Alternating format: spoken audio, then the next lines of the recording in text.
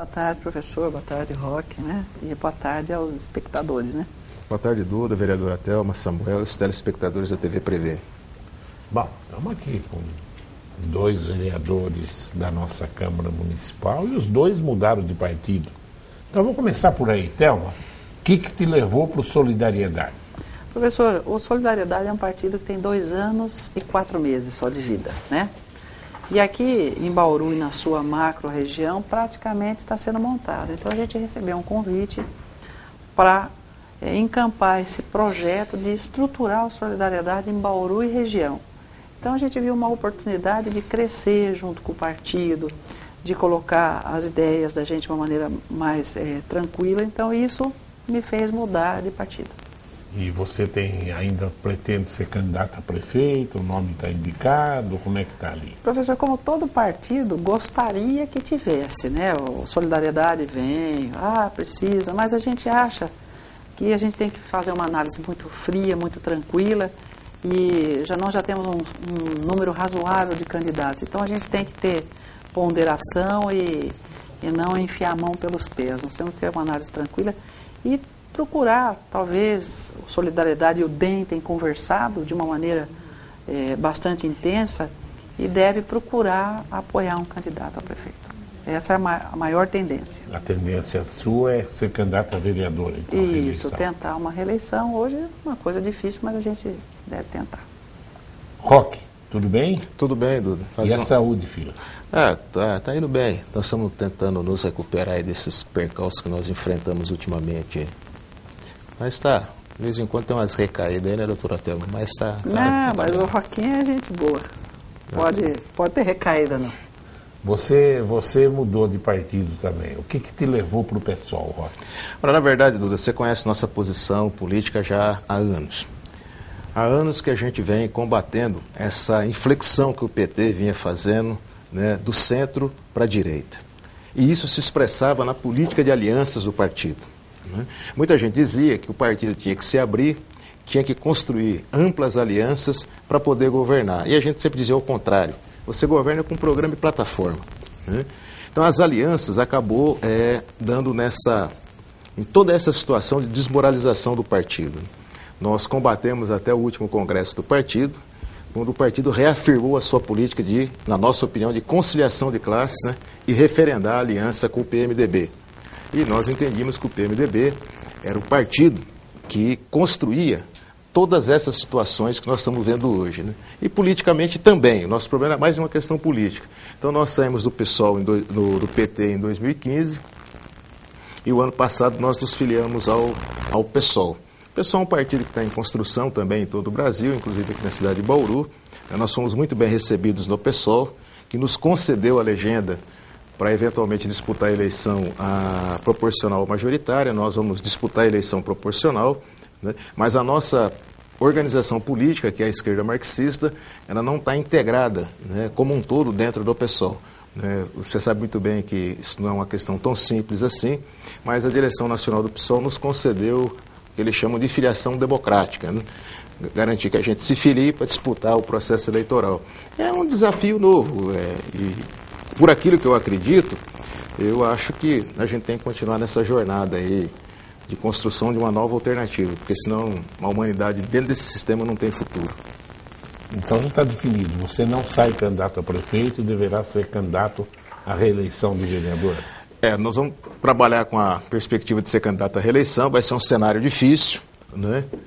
Mas também as eleições podem ter um outro caráter, e o PSOL lançará também candidata a prefeita, nossa pré-candidata é a Maria Flor de Pinheiro, que é professora universitária, né, pós-graduada, tem mestrado, faz doutorado, né, enfim.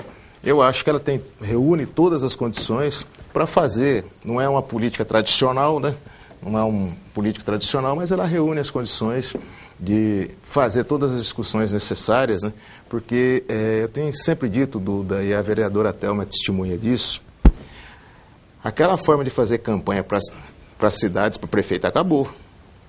O candidato a prefeito, que não se antenar com o que acontece no plano nacional e com o que acontece no plano internacional, não vai ser um candidato que possa apresentar minimamente propostas razoáveis para a cidade. Não se resolve o problema de uma cidade sem a gente discutir o que se passa no país e o que se passa no plano internacional, né? A população está muito ligada hoje, né, Roque?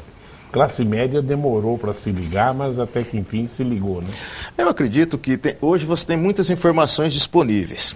Tem uma gama de informação disponíveis. E existe uma nova geração que tem uma leitura diferente da situação política, né? Então, aquela forma tradicional de fazer política, de grandes promessas mirabolantes, baseada, né, naqueles grandes conchavos. Aí nós estamos vendo isso em Bauru e em outros lugares, né? Quer dizer, os grandes conchavos, uma hora está num lugar, outra hora está no outro, uma hora é candidato, outra hora não é, enfim. Eu acho que a população está vendo isso. E também existe um certo desânimo na população em relação à política tal como ela é feita hoje, né? Então, vai ser muito difícil, num curto espaço de tempo, né, que já mudou muito, né, o espaço de tempo, para você fazer uma campanha e essa campanha colar mesmo junto à população. Eu vejo isso com muita dificuldade para quem se dispõe a ser candidato a prefeito, né? Como é que vocês viram? Hoje foi pedida a prisão do Cunha, do Renan, do Jucá e do Sarney. No Sarney diz que pediram para pôr a tornozeleira eletrônica, porque acho que ele não aguenta um dia de cadeia, velho, do jeito que está. Como é que vocês viram isso daí hoje? E a população, o que eu senti hoje, né? Eu que estou em escola e tem bastante gente, a população quer ver tudo esses nomes envolvidos com essa história triste do Brasil de corrupção para a maioria dos lados. Só quer ver esse povo na cadeia mesmo. Se tem culpa, está na cadeia. Se não tem, não vá para a cadeia. Como é que vocês viram isso? Eu vejo com muita tranquilidade e acho que não pode parar a Lava Jato, né, Roque? E a Lava Jato, ela não tem, ninguém pode dizer que tem partida. Tem culpa, como o senhor disse, tem que pagar e mexeu com aquilo que é da população. Nós trabalhamos demais, trabalhamos mais de 5 meses no ano para pagar imposto e não é para ser feita essa ladroeira, essa pouca vergonha e deixar o país do jeito que está. Então, eu digo o seguinte, apure até o último fio de cabelo. E quem deve tem que pagar. E ninguém para a Lava Jato, não, porque a população brasileira, 80% da população brasileira, e tem que pegar todo mundo. Quem tiver aí, tem que pegar, não interessa o partido, entendeu? Tem que pegar esse presidente, se tem culpa, tem que pegar tudo. Porque não tem cabimento os números que roubaram, né? A gente estava acostumado, no máximo chegava no 1 milhão. Agora virou bilhão, quer dizer, é coisa... parece dinheiro de pinga. Quando falam, parece dinheiro de pinga. Dinheiro que você trabalha. Não, já repatriou 5 bilhões, já repatriou. E fora o que tem ainda para repatriar. Então, a gente... É muito tranquilo. A Lava Jato ninguém breca, não. Eu acho que o país está tendo uma oportunidade de ser passado a limpo, né, Roque? E como o Roque disse, talvez a grande oportunidade de reestruturar a política e de dar credibilidade aos políticos, porque caiu em descrédito. Eu acho, Duda, que nós estamos vivendo um período assim com um conjunto grande de informações, né? Mas eu tenho algumas críticas, né, sobre a questão de forma da Lava Jato, não de conteúdo, mas a gente poderia discutir isso em outro momento. Eu acredito que essa última delação feita por esse ex-ministro, que era o homem do Sarney, ele fez com que a Operação Lava Jato direcionasse um pouco o seu foco para outros lugares, né? Isso ficou demonstrado que esse processo de corrupção, junto com o depoimento do Cerveró e desse apadrinhado do Sarney, que esse processo, principalmente dentro da Petrobras, já vem de anos. Já vem de anos. Então, nenhum de nós, principalmente a classe trabalhadora, Duda, a classe trabalhadora é a que mais sofre com esse problema de corrupção. Porque são recursos que poderiam estar sendo aplicados, né, em políticas públicas e não são, né? Enfim, o Brasil está passando por um momento muito difícil, nós vamos ter muita serenidade para fazer avaliações, não existe avaliação conclusiva nesse momento, né?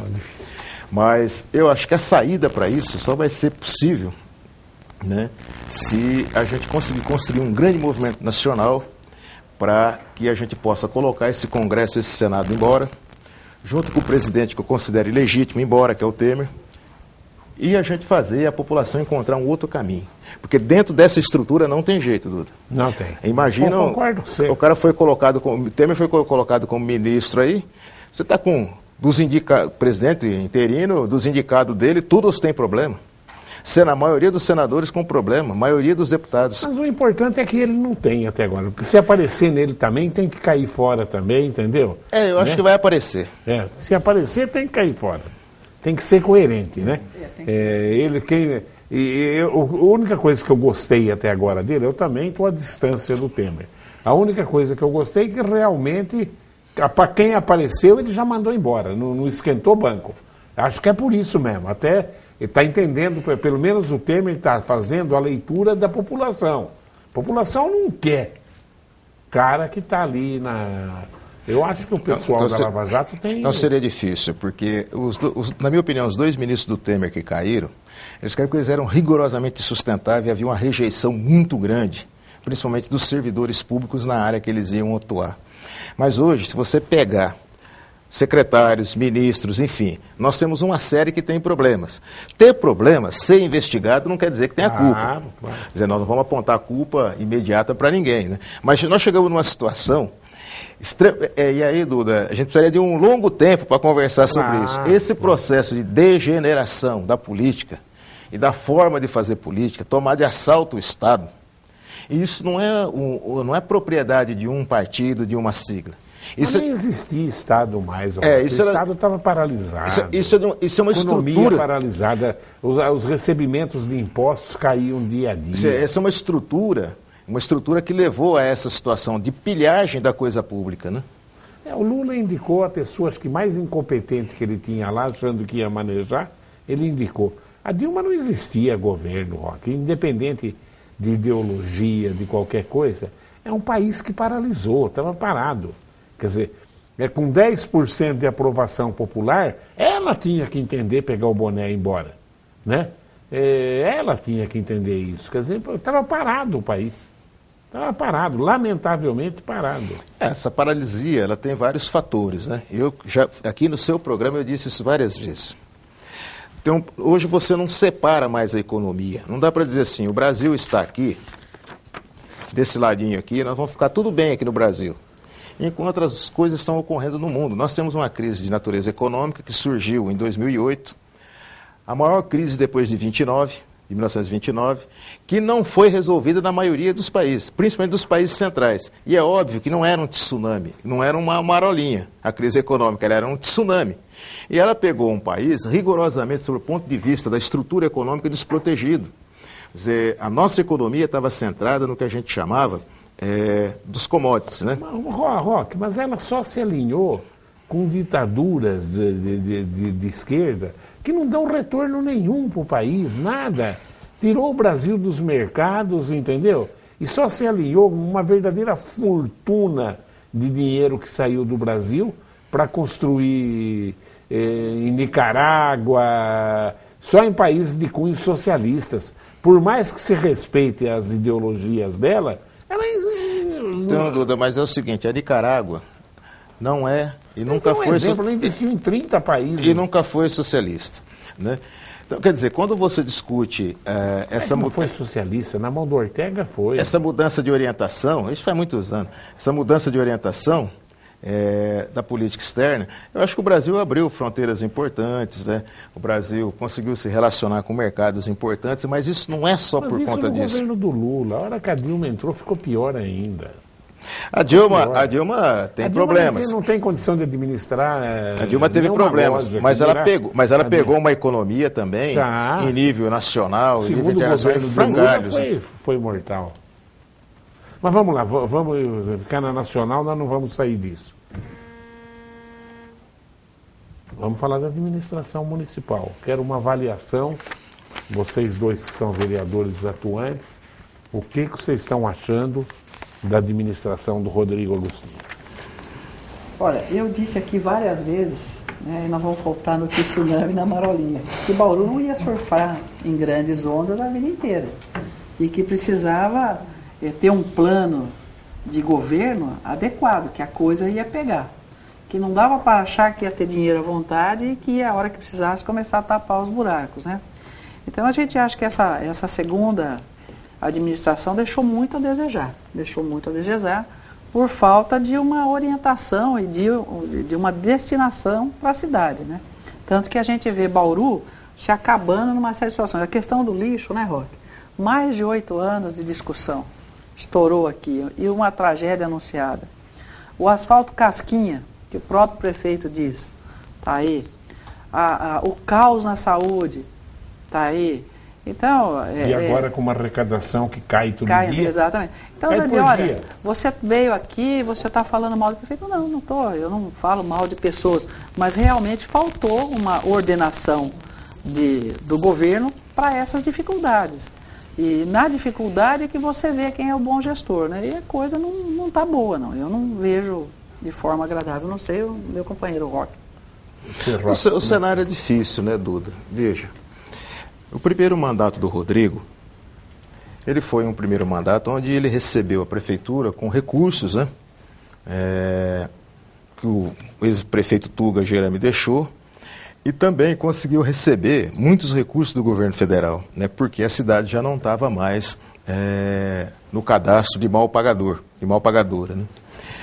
Bom, a partir daí, a cidade também não se preparou de maneira melhor para enfrentar os problemas do futuro, né? E nós chegamos no segundo mandato com uma crise econômica internacional, né?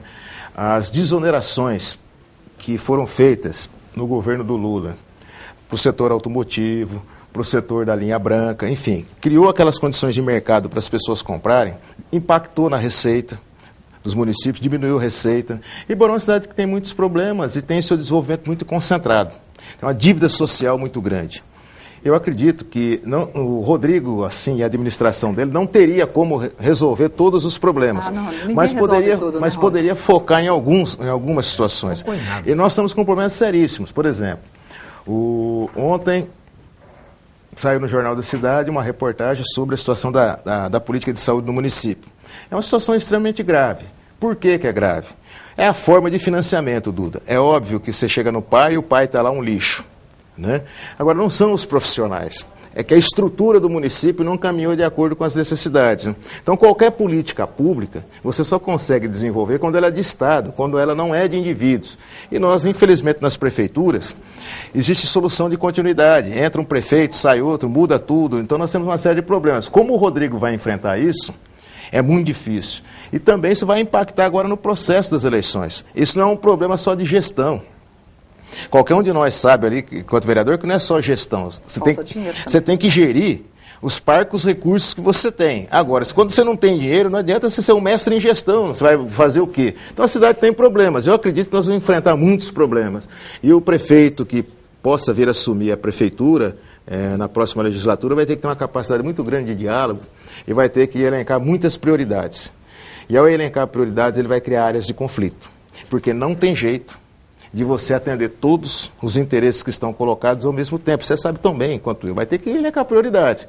Quais são essas prioridades? É esse o grande debate que nós vamos fazer no processo eleitoral. Você está corretíssimo, Roque. A questão é prioridades. E já deveria, quando começou os recursos a começarem a diminuir, já deveria ter sido feita uma política de prioridades, que é para você não chegar ao caos. O Roque estava falando, eu me lembrei, vamos ver se eu consigo lembrar. Tem uma máxima de administração e economia que é mais ou menos assim, ó. Se você administra uma boa empresa, um bom negócio, um bom negócio, mesmo que você seja um mau administrador, você vai bem. Agora, se você administra uma empresa ruim, quer dizer, né, que ela está ruim, às vezes o bom administrador não tem jeito, vai mal. Você está percebendo? Entenderam? Entendi. É isso mesmo. Está correto. O próximo prefeito vai ter, vai ter muita dificuldade. O que nós queremos ouvir desses candidatos aí? Ele vai pegar uma empresa ruim hoje, que é a prefeitura de Bauru, com arrecadação que não paga as contas, inchada e etc. A previsão nessa última audiência que nós tivemos aí quadrimestral, a previsão é que a receita para esse ano de 2017 seja de 3,7 a 4,2 inferior à receita de 2016. Esse percentual não é qualquer coisa. Então, o que está acontecendo? Está diminuindo a receita. Ainda, sim, está diminuindo a receita e a demanda aumentando. E a demanda aumentando, por que a demanda aumenta? Porque você tinha setores da população que não usavam serviços públicos.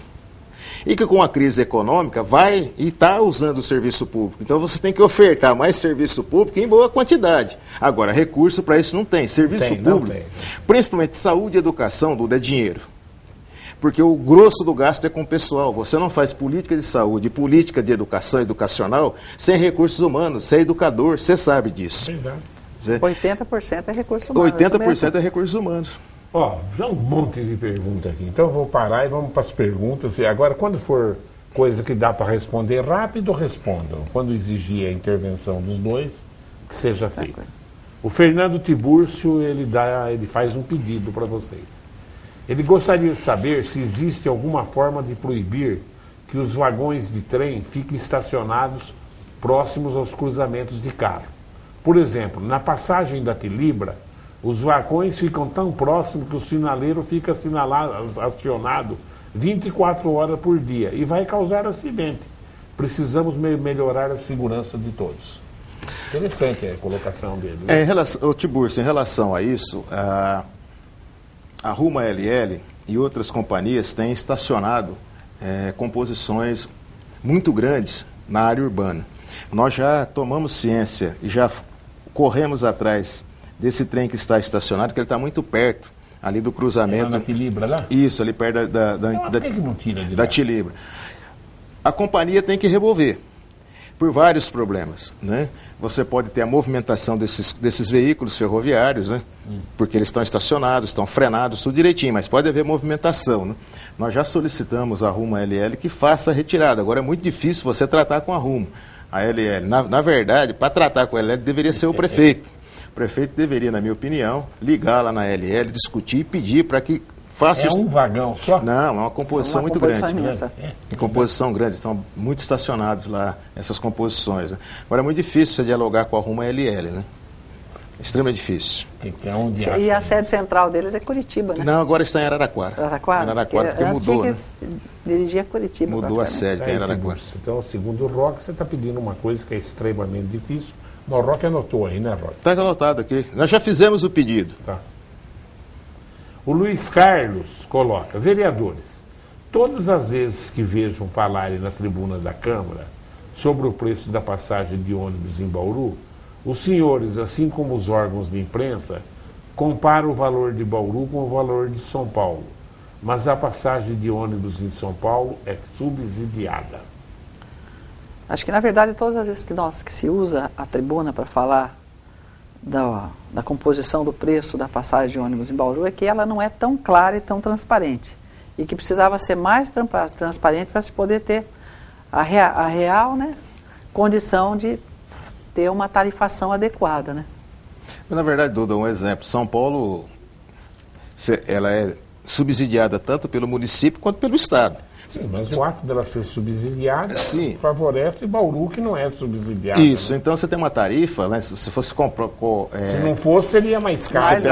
Você pega a tarifa do metrô, seria um absurdo. Claro. E a de Bauru, e é muito importante dizer isso, porque isso não é um problema, Duda, das empresas de ônibus, é um problema do município. Claro. Se o município entendeu que ele deveria terceirizar um serviço, é um problema dele, doutora Thelma.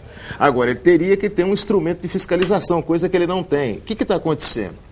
Há 10 anos, Duda, nós tínhamos 4 milhões de usuários mês no sistema. Sabe quantos usuários mês nós temos agora? Quanto? 2 milhões. Metade. Isso é meio irracional por parte dos técnicos da Endurbe justificar assim, ó, todo esse pessoal está se movimentando com outros veículos. Não estão se movimentando com moto, com carro, estão se movimentando a maioria a pé. Então nós estamos com um problema. A maioria dos usuários de ônibus, a doutora Thelma sabe bem disso, ganha até 2 salários mínimos. A maioria. Então você tem um sistema de transporte para um conjunto da população que ganha pouco. E a tarifa é a mais alta possível dentro da capacidade dessa população pagar. Então nós temos um sistema irracional. Porque transporte é caro, você tem que pagar. Então você não tem transporte em vários momentos, a população não tem acesso a transportes, né? Sábado, domingo e feriado, se você precisar de ônibus aqui em Bauru, você não anda de ônibus, porque isso tem um custo. E a Endurbe se recusa, e a gente já provou isso, né, vereadora Thelma, várias vezes, ela se recusa a discutir a planilha de custos. Na minha opinião, a planilha de custos superfatura a tarifa. E isso tem que ser discutido ou nessa legislatura, ou na legislatura que vem, porque senão daqui a uns dias nós vamos ter clandestino na cidade de Bauru. O Luiz Cláudio da Vila Falcão. Vereador Roque, a ferrovia e o futebol têm história em Bauru, só que nenhum historiador escreveu sobre o seu Anísio e seu filho, um jogador que não teve condições de sair de Bauru e um pai que foi perseguido pelo racismo. No futebol? Eu sou racista em futebol. Eu acho que o negro joga muito melhor que o branco. Na verdade, quem fez a pergunta? Mas ele tem uma musculatura diferente. Quem fez a pergunta? Luiz Cláudio, mas ele não terminou ainda. Ele acha que uma homenagem poderia dizer a verdade sobre a história que nunca foi contada. Na verdade, você conhece essa história? Conheço. Inclusive conheci o seu Anísio, um excelente tocador era músico e tocava trompete, e pistão. Ele era pai do Washington. Ah, o Washington, sim. Pelo amor de Deus. O Washington foi nosso aluno, né? E na verdade, quando o Washington despontou para o futebol, ele foi direto para o Guarani. Foi para o Guarani de Campinas. Foi lá que ele cresceu e se tornou um grande jogador. E a direção da Estrada de Ferro entendia que o Washington tinha que jogar no Noroeste, porque o pai dele era ferroviário e tal, uma série de coisas, né? Bom, nesse sentido, o seu Anísio não interferiu e manteve o filho lá no Guarani. Por conta disso, ele foi muito perseguido aqui na ferrovia também, né? Sofreu muitas perseguições por conta disso, né? Mas a gente tem... Algum dia a gente escreve a história do seu Anísio. Você é jornalista. A gente escreve a história do seu Anísio, né? Era uma figura singular, viu? Com o pistão dele lá nas arquibancadas. A Ana Maria da Vila São Francisco também pergunta para você, Roque. Por favor... Dona Maria, aí acaba o programa. Ela pede o seguinte, ela fala assim, por favor, Roque, me ajude a entender por que o senhor chama... Você tem 1 minuto só para responder isso. Por que o senhor chama o governo Temer de ilegítimo? Ele recebeu o número de votos que é a Dilma. Não recebeu. Infelizmente, essa é a verdade. Ele é ilegítimo porque ele não recebeu o número de votos, na minha opinião, e é ilegítimo porque o processo de impedimento da presidente Dilma, gostando ou não dela, tendo acordo ou não com a sua política, na minha opinião, a metodologia foi errada. A defesa tem provado que não existe crime de responsabilidade da presidenta. Essa é uma discussão jurídica, a discussão política é outra. Fala para mim, porque vem outra pergunta para o Roque. Não, fique à vontade. Faz tempo que o Roque não vem aqui, bom. Por isso, né? Excelente. Mas me responde, o que você achou da cassação dos 3 vereadores de Bauru? Eu acho assim, olha, realmente a cassação se deu... que rouba bilhão não são cassados? Na verdade não se deu pelo mérito, se deu por perda de prazo, né? Claro. Se nós analisarmos o mérito, é ridículo. Né? Ridículo. A questão é que, infelizmente, houve aí uma situação jurídica difícil, que é a perda de prazo. O Pedro Valentim pergunta para você, Roque. Em 2013, o Conselho de Usuários de Transporte fez uma petição para a Câmara Municipal, pedindo que se cumprisse o Estatuto do Idoso em Bauru, não cobrando a passagem dessas pessoas a partir dos 60 anos. Na época, a Comissão de Constituição e Justiça da Câmara arquivou o pedido, citando que a Câmara não poderia levar para frente essa sugestão do Conselho, porque teria que ser da iniciativa do Executivo e não do Legislativo. Agora você apresentou o projeto. Agora não é mais vício de iniciativa do Legislativo? Olha, na verdade, Pedro, você foi membro do Conselho, inclusive presidente, então você deve saber como é que é o funcionamento disso, né? Na época, quando você apresentou essa propositura, a maioria da Comissão de Justiça entendeu que era ilegal. Esse vereador não. Né? Por isso que o seu pedido não foi à frente. Por que nós apresentamos? Não agora. Nós apresentamos lá em 2015. O projeto está sendo discutido agora. Alguns projetos demoram alguns anos para tramitar na Câmara. Demoram alguns anos. Outros vão com uma rapidez assim, estonteante. Por que nós fizemos isso? Porque o Executivo, e aí não é um prefeito ou outro, o Executivo sistematicamente vem se recusando a fazer esse debate, a aplicar, né, aquilo que determina o Estatuto do Idoso. Porque esse é tarefa do Executivo, do prefeito, no plano municipal. Ele não entra. Nós apresentamos o projeto de lei. É óbvio que esse projeto de lei não é um projeto tão fácil, ele foi discutido e votado ontem, foi sobrestado porque apresentaram emendas no projeto, mas isso abre a possibilidade também da gente discutir que tipo de transporte nós queremos na cidade. Né? Como que isso vai ser organizado? Na minha opinião, eu não tenho nenhum problema com a empresa, meu problema é com o município. O município lavou as mãos, ele lava as mãos, ele entrega, ele não tem problema e não cumpre nada. Inclusive, não é só a tarifação e a isenção. É óbvio que a isenção precisa você ter uma fonte de sustentação. Mas, por exemplo, nós temos aqui em Bauru as vans que transportam deficiente. Isso é um serviço social. Quem paga? Quem está pagando esse serviço? O serviço devia ser pago por uma secretaria. Não, esse serviço está embutido na tarifa e representa 1,7% do valor da tarifa.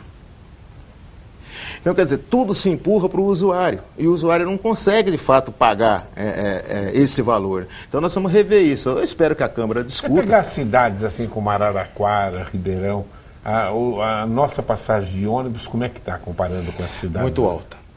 Mais alta mais do alta. que Rio Preto, por exemplo? Mais alta. Mais alta, mais verdade? Alta, mais alta. Porque você tem uma série de coisas que você mede, né, Duda? Você tem que medir, assim, a quilometragem percorrida, quanto que eu ando dentro de um ônibus, né? Para aí você auferir o valor da passagem, né? Entendi. O José Leme pergunta: o prefeito Rodrigo Agostinho apoiou a Darlene na prévia do PMDB, que perdeu para o Renato Purini. O prefeito vem perdendo sua credibilidade política, agora que a cidade está com muitos problemas. Denúncias do Ministério Público na merenda escolar, caso Lacom, Praça Rui Barbosa, problemas do lixo não resolvido. A Câmara pode pedir a cassação do prefeito. Ela pede que vocês analisem essa situação. Na verdade, para se pedir a cassação, você tem que ter a comprovação de fato de toda a situação. O próprio caso Lacom foi discutido de uma maneira bastante intensa, né, na Comissão de Fiscalização e Controle. Chegou até os limites do que a comissão poderia fazer, né? À época foi pedido uma CPI, né? Uma SEI. E para que nós tivéssemos a oportunidade de que essa SEI fosse instalada, nós ficamos com a déficit de uma assinatura, né, Roque? Isso. Então, para se falar em cassação, primeiro você tem que fazer a comprovação. E a comprovação é feita inicialmente pela investigação da Comissão de Fiscalização e Controle, que esbarrando nos seus limites, daí propõe a SEI. E nós não teve essa oportunidade de conseguir o esclarecimento maior. Daí, dali para frente, nós não saberíamos dizer se esbarrar em cassação ou não. A vereadora Thelma colocou muito bem, não há assim, cassação, é rito sumário, né, Duda? Você vai lá e caça uma pessoa, longe disso. No caso Lacom, houve um trabalho da Comissão de Fiscalização e Controle, não houve convergência no relatório, né? O relatório apresentado pelo vereador Arildo, a gente respeita, eu particularmente não votei com o vereador Arildo, eu entendia que o caso Lacom deveria ter uma SEI. O relatório foi para o plenário, a maioria dos vereadores entenderam que tinha que aprovar o relatório da Comissão de Fiscalização e Controle. Nós tivemos o caso do lixo, que a vereadora Thelma citou anteriormente. E foi encaminhada para o Ministério Público. Nós sempre tivemos o caso do lixo. Nós solicitamos também que fosse feita uma SEI. Do lixo é o mais grave. Nós solicitamos que fosse feita uma SEI, né? Essa questão do lixo em Bauru remonta lá ao primeiro governo, o governo do Tuga, essa última eleição do Tuga. Você lembra disso, né? Claro. Então, tem uma série de problemas atrás disso. Não foi feita a SEI. Agora, o vereador tem um limite, a gente manda para o Ministério Público. O Ministério Público também tem mais instrumento de investigação do que a própria Câmara, né? Então, a gente fica sempre com esses problemas, né? O Odair da Bela Vista.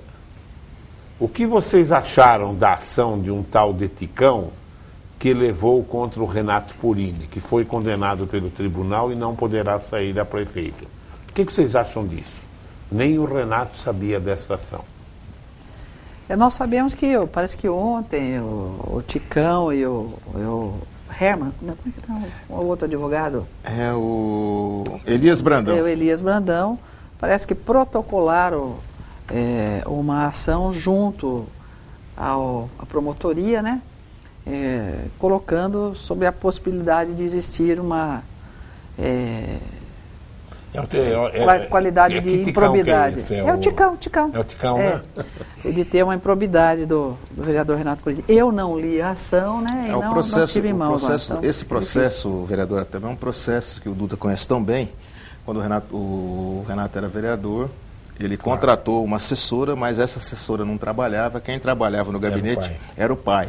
Então, ontem eu vi esse burburinho na Câmara, não vou fazer nenhuma afirmativa, né? Mas ao que parece, o Ticão estava dizendo que, como houve a condenação do vereador Renato em instâncias superiores, o Ministério Público aqui em Bauru deveria fazer a execução da sentença, ou seja, o que levaria à cassação do vereador, né? Não posso falar se isso procede ou não, porque a gente não tem acesso aos autos do processo.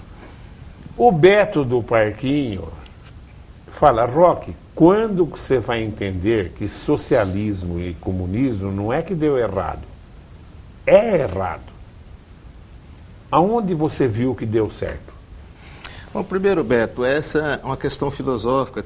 A gente deveria fazer um debate muito longo. Sempre que eu venho aqui na TV Prevê, você me faz essa pergunta, né?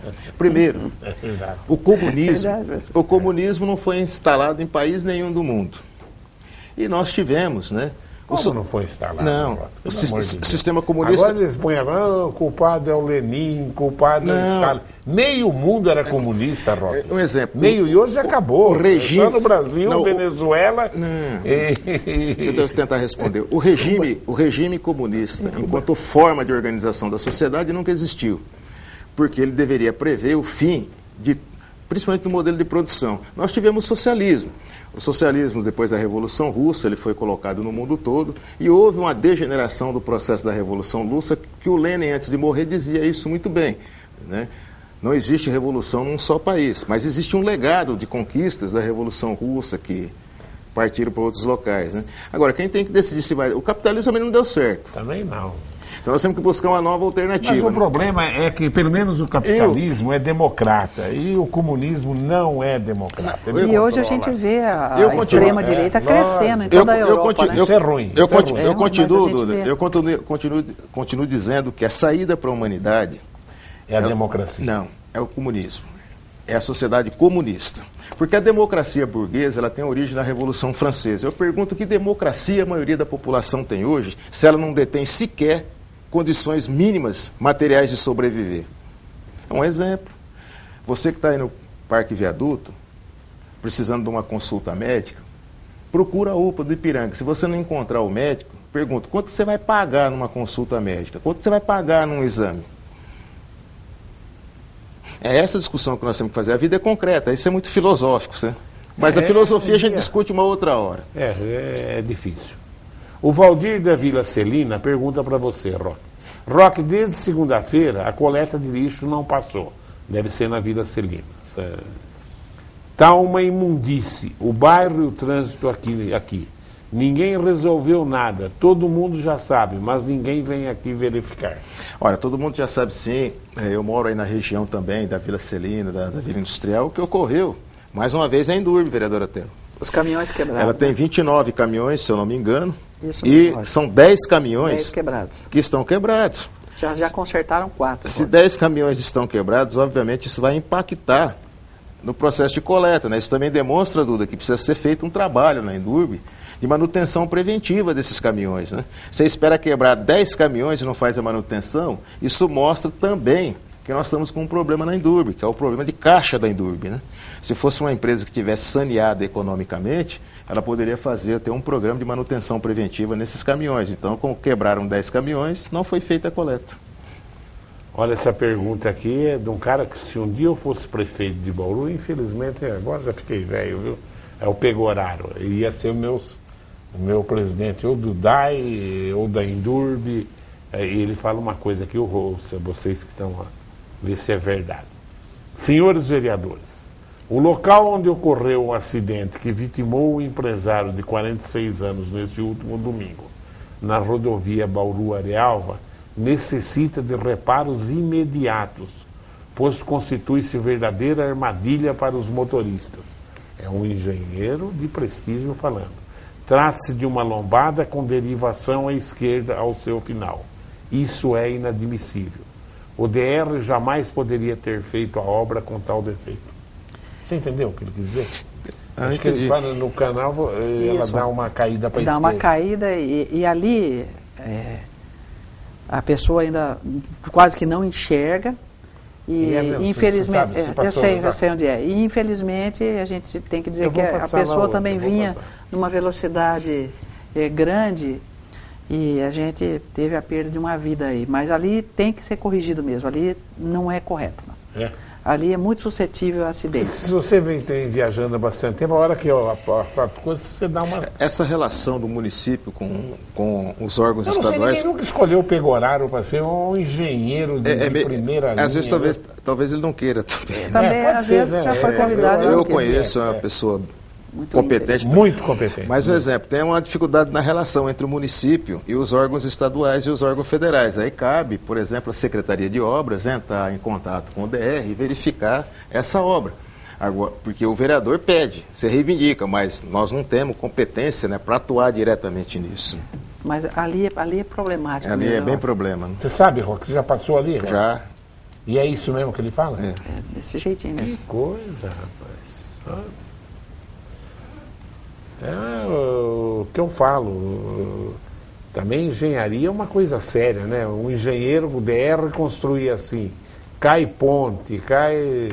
A hora que você vê aquelas construções antigas, você vai nas pirâmides. Eu tive em Machu Picchu lá, né?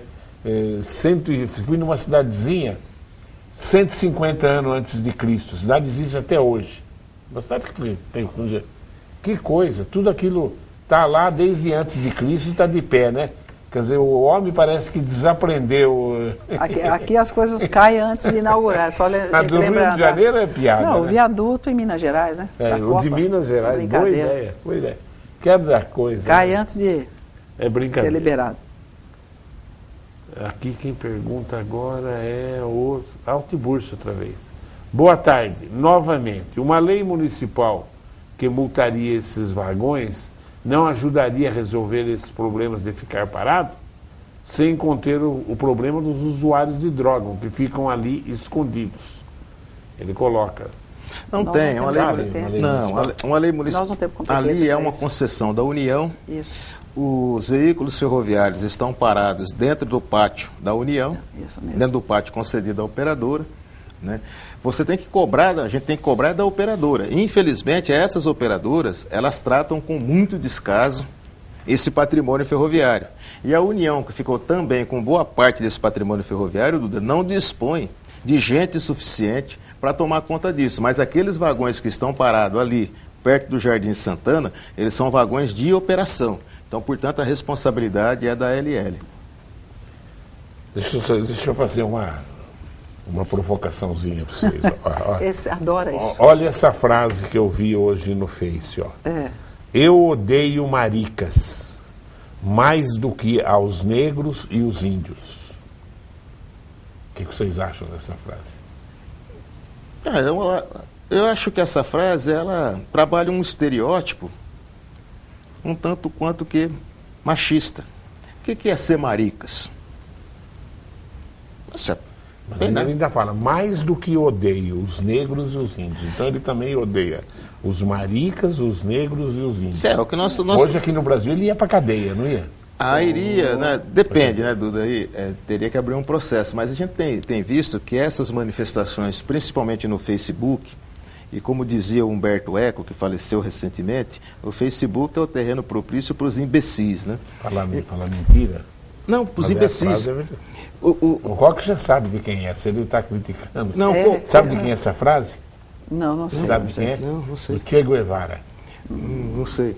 O Che Guevara. Mas se o Che Guevara disse isso, ele errou também. Errou. Criminalizou, né? Não tem nenhum problema. Che Guevara era um homem como outro qualquer, com qualidades e com defeitos. Né?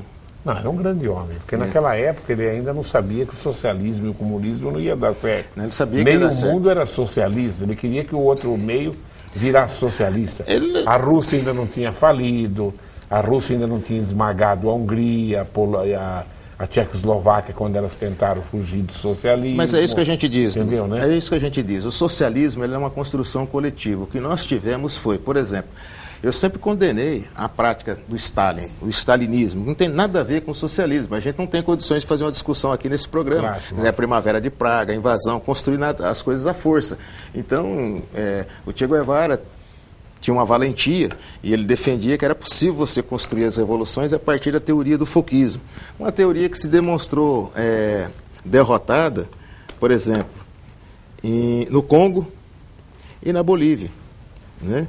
Então não há o povo, e também isso cria um mito sobre a Revolução Cubana, que um grupo desceu a serra e tomou Cuba. Não, imagina, foi um longo processo de luta em Cuba também, e a Revolução só se construiu depois que a classe operária fez uma grande greve lá em Cuba, né?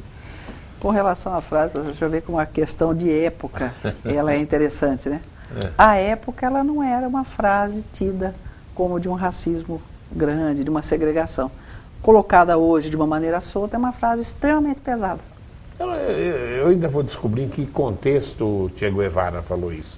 Que na época, o Che Guevara, para minha geração, ele foi um ídolo. Eu li muito. Porque a gente pensava num socialismo de igualdade de oportunidades, num comunismo, né?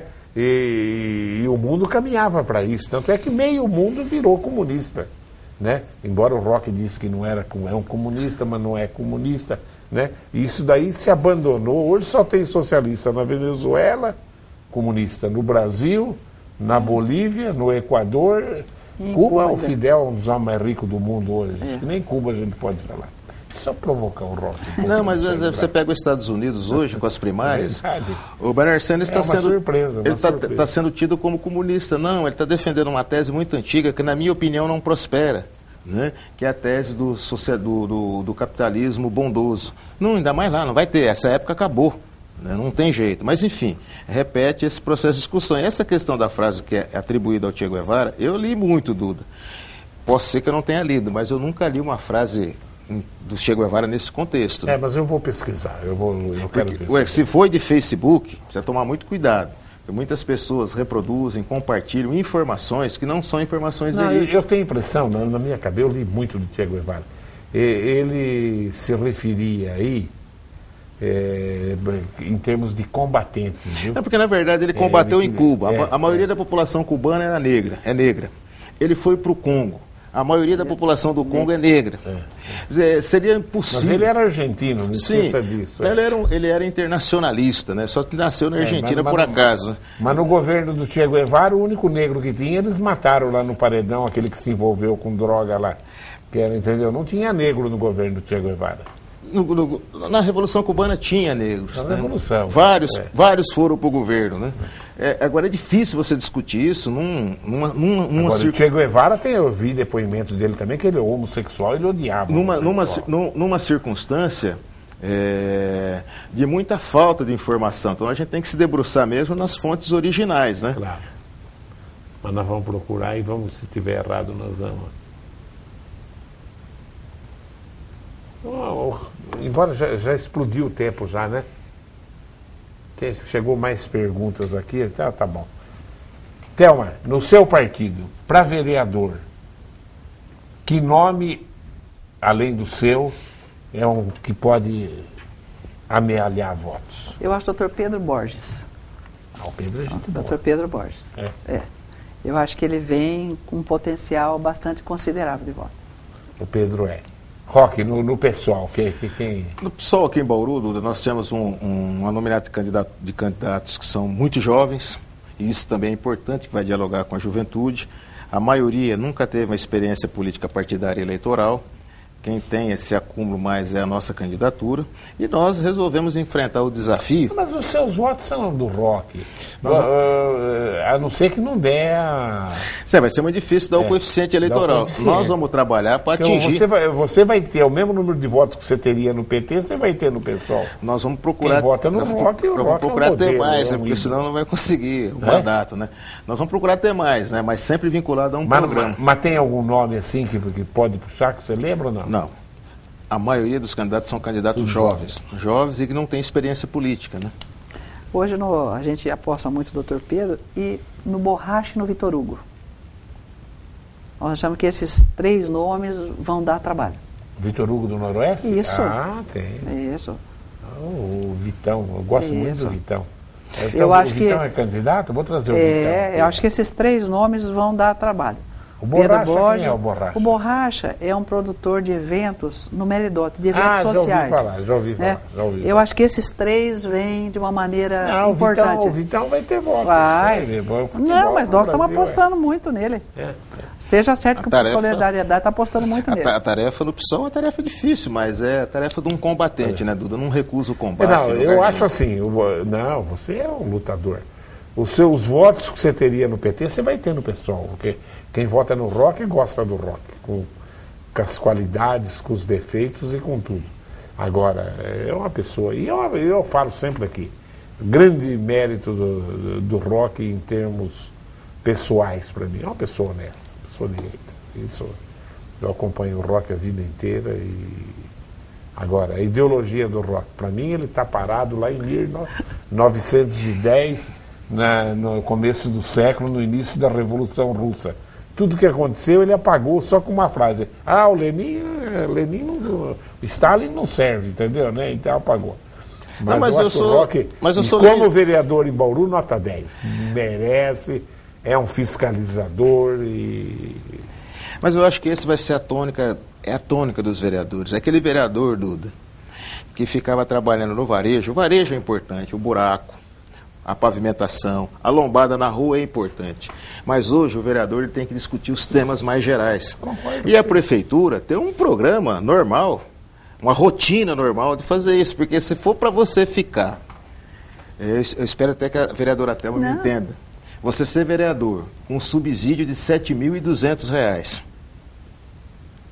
para ficar apontando buraco, é um subsídio muito alto, Duda. Para apontar buraco, a própria população ajuda, né? Ela poderia ligar, telefonar em algum lugar e dizer, tem um buraco aqui na rua, em tal local, e você ter agilidade para resolver. O que a população espera do vereador, a grande maioria, eu sinto isso hoje, é que ele seja capaz de discutir os grandes temas da cidade e ajudar a propor soluções. Mas você está correta, Roque, você não vê problema não, porque eu tenho muita dificuldade com o varejinho, qual isso me incomoda. Qual você acha que vai ser o coeficiente para eleger um vereador?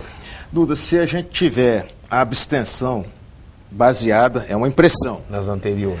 Nas anteriores. Nessa desilusão com a política, o coeficiente deve girar em torno de 10 a 11 mil votos. É isso mesmo, em torno de 11 mil votos. E é muito voto, não é fácil você... O pessoal está falando em mais ou menos 10.500 votos, né? De 11 a 10 mil votos. É muito voto. É muito voto, É voto pra caramba. É muito voto. É difícil disputar uma eleição, não é tão fácil. Ainda mais eleição para vereador é uma coisa muito difícil. Eu falo, vereador é mais difícil. Porque se você pegar o cara mais simples de Bauru, o eleitor mais simples, ele conhece no mínimo, pessoalmente, 3 candidatos a vereador. Ou mais. Não, no mínimo. É isso mesmo. 3. E aquilo.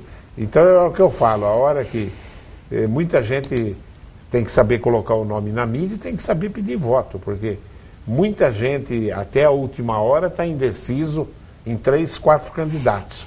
Se corre o boato, fulano não tem chance, o nego escolhe o outro. Essa eleição vai ser muito difícil. Vai ser muito difícil. Vai ser porque o tempo é curto, Exatamente. O tempo é extremamente curto, né? E a gente sabe que tem dificuldades para fazer uma campanha, né?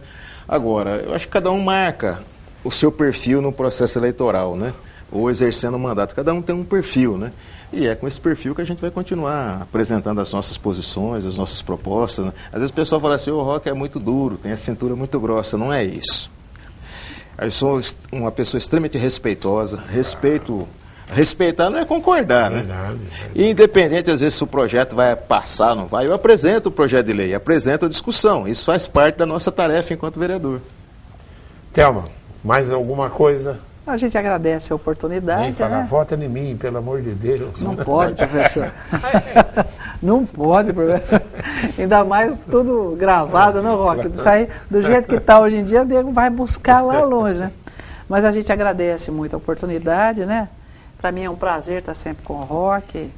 E esse espaço que o senhor nos dá é extremamente democrático e faz com que a gente possa expressar as opiniões e que a população verifique a coerência ou não das entrevistas ao longo dos anos, né, Roque? É importante Eu também isso. gostaria de agradecer mais uma vez a TV Prevê, aos telespectadores, a presença da vereadora Thelma. A gente procura, nesses programas de entrevista, seja aqui em rádio, em jornal, colocar com bastante clareza o que a gente pensa. É óbvio, vereadora, que a gente às vezes agrada a uns e descontenta a outros, né? É que nem o nosso amigo lá do Parque Vista Alegre, do Parquinho, né? Então, eu vou continuar dialogando sempre, porque ele tem até disposição de dialogar, viu, Duda? Através da entrevista ou não, né? Mas as pessoas sabem quem a gente é. Né? Nós não estamos aí mascarados, né? Para cada baile de carnaval usa uma fantasia. Né? Nossa fantasia é essa e o nosso conteúdo é esse. Então, eu agradeço a TV Prevê de dar essa oportunidade de a gente colocar as nossas opiniões aqui no programa. Thelma, Obrigado, boa sorte. professor. Roque, boa Agradeço, viu? sorte, viu? Bom, o primeiro que me mandar a fotografia do Sarney com a tornozeleira eletrônica, eu dou bolsa integral no Prevê para a família inteira, viu, Roque? Entendeu, né? Vou deixar aqui um jornal chamado Foice e Martelo. Aí, Esse jornal é da esquerda marxista e aqui estão todas as nossas opiniões municipais, nacionais e internacionais. Foice e martelo. Fora Temer. Aqui já tá... Por novas jornadas de junho para derrubar Temer e o Congresso. Mas você quer derrubar para que tenha eleições novas. Para a gente ter Para eleições voltar a novas, Dilma, você também não quer. uma Assembleia Nacional Popular Mas você Constituinte. imaginou se a Dilma volta? Ela vai voltar. Que catástrofe. Ela vai voltar. Vai voltar para onde? Para Porto Não, Alegre? é a única, na minha opinião, concordando ou discordando com as posições políticas, né?